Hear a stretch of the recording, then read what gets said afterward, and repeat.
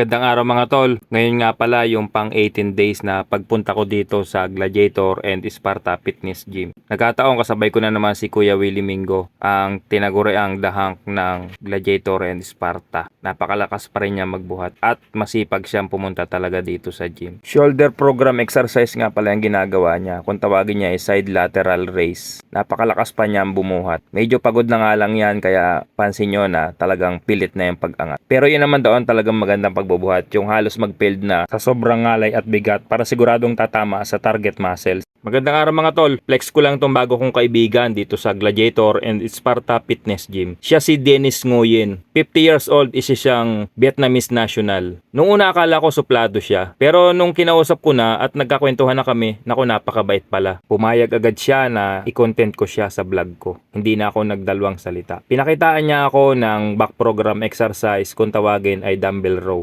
Napakalakas niyang bumuhat. Masipag siyang magpunta dito sa gym. Matagal na rin siyang naninirahan dito sa Pilipinas kasama ng kanyang pamilya.